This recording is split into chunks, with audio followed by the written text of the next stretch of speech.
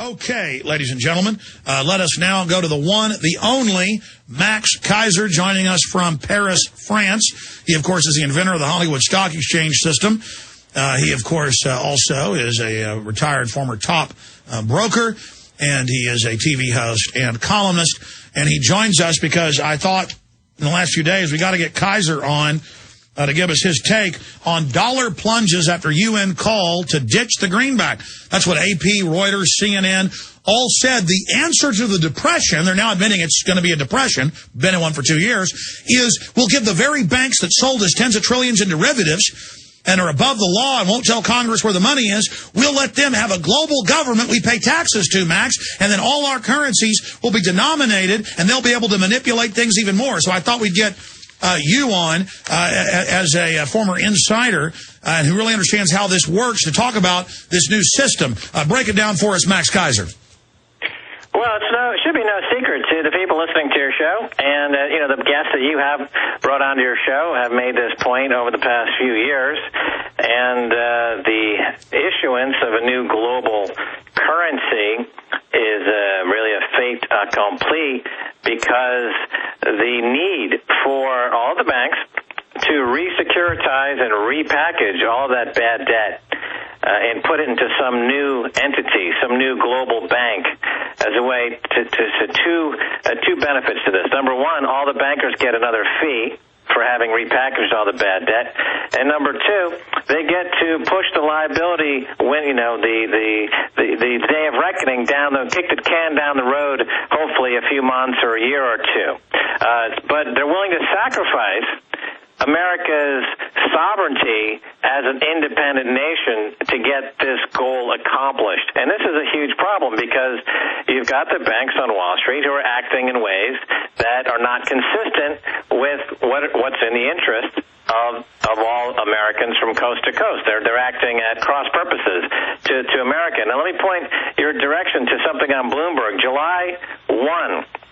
Federal Reserve Chairman Ben Bernanke and New York Fed Timothy Geithner told senators on April 3rd of 2008 that the tens of billions of dollars in assets the government agreed to purchase in the rescue of Bear Stearns were, quote, investment grade.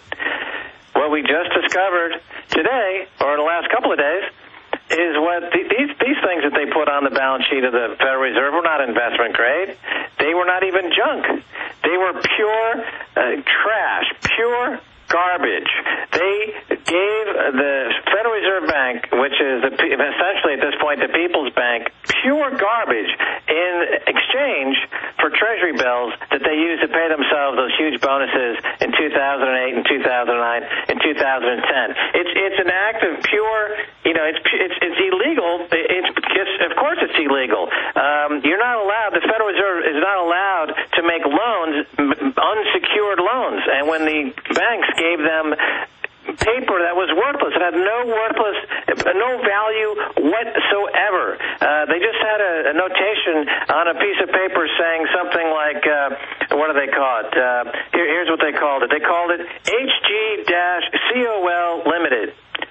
That's all it said on a piece of paper. For that, the Federal Reserve gave them 10, 20, 30 This is just total bank robbing. And now Bloomberg comes out and the government admits that all the major big Federal Reserve holding banks, the big six, are knee-deep in hundreds of billions of narcotics money knowingly. Now, that's not news to us, but this is now admitted.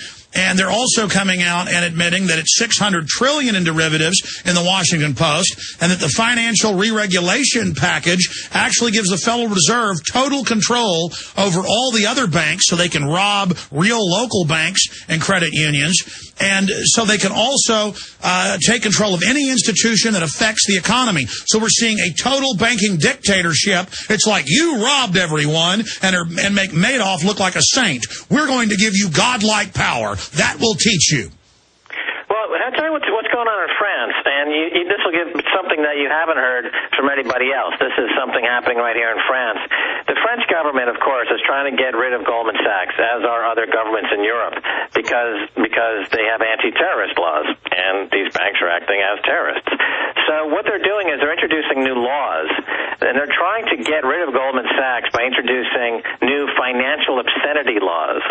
So in other words, instead country because they're breaking the law, it doesn't seem that's enough. You know, the public doesn't seem to mind that they're breaking the law.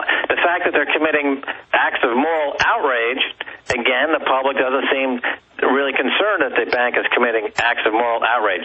So in the French courts right now, they're trying to introduce a new concept called financial obscenity, where they equate the actions of Goldman Sachs and J.P. Morgan to kiddie porn. And they say these guys are kiddie pornographers. In a sense, they're financial pornographers. And the reason that they're going down this path is they made the observation that in America, two things are quite sacred: freedom of speech and private property. And they noticed that on the freedom of speech route, the way that a lot of these corporations are able to bypass the freedom of speech laws were to make things obscene. So they said, well, for example, they're trying to shut down the Internet because they are trying to protect you from quote-unquote obscenity. So the anti-obscenity laws are very, very powerful. So in the French government right now, what they're trying to do is to make a case for financial obscenity, saying Lloyd Blankfein as the equivalent of a kiddie pornographer, and that he should be go to jail as such. And so this is a new concept in Europe because they're infested with banking vermin. Down in Greece, in Ireland, and Iceland, the banking vermin, the Goldman Sachs, the J.P. Morgans, the cockroaches that have come in and totally destroyed the economies here in Europe. They can't get rid of them. The laws aren't strong enough to get rid of this plague of banking. Well, Max, I want to talk more about that. Terrorists. Max, I mean, I want to talk more about that, and this is profound what you're talking about, but you're influential on the continent of Europe. You're influential here in the U.S., but very influential all over the biggest TV and radio stations there, national French TV, national Greek TV, and so you are having a big effect. I would have you recommend that people go after the central bankers this way, because this is the most profound information I have to basically give to the public. And it's something that's hidden in plain view. You've talked about it, I've talked about it, but I want us to take a deep breath in this spectrum of obscenity and corruption and just stuff that's so off the chart criminal, you know, banking heads saying, we won't tell you where trillions of taxpayer money went, we're just not going to tell you, and the congressmen are so castrated they say, yes, sir. I mean, this is a level of just absurdity that it's almost like a spell we're under. But let me break the spell this way. The way to go after these banks is this way. They are basically foreign, private, corporate, international pirates, bigger financially than any one government in the world. They've created tens of trillions, really thousands of trillions, in fiat toxic weaponry. And we're worried about 11 Russian spies who tried to infiltrate Harvard and Wall Street, because that's who's hijacked America. You don't infiltrate Congress. You don't infiltrate the State Department, because they're just little political whores that follow orders. You infiltrate the Ivy League crooks. So, yes, those are Russian spies, obviously. But the point is, they didn't infiltrate the government because we don't have a government. And I want this to really boil in. Globalism is the international lawlessness of these globalists legalized by them.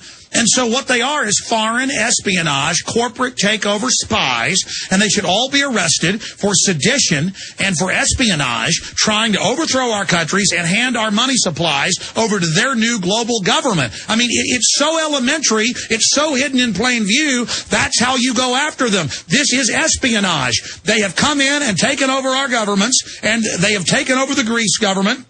They've taken over the Spanish government, and they're not going to give us quarter, and they're a bunch of arrogant, Eddie Haskell bastards, and it's either us or them. Now, Max, what about that mindset, really beating the drum that this is a corporate hostile takeover, and it is espionage. It is financial terrorism. As you've said, we're being conquered. I don't think it's a bad route to take. I would add also the idea of racketeering. That's one thing sorely missing from the prosecution of these guys, because the rating agencies, the investment banks, and the fund managers, and the banks on Wall Street are colluding. They have a racket. And just like Al Capone was taken down, his racket eventually was taken down, this racket has to be taken down. The Goldman Sachs and these folks are engaged in racketeering. There are anti-racketeering laws on the books. It's what, if you recall, Giuliani, when he was still running the courts in New York City, he went after Drexel Burnham using these laws. And you had also the recent,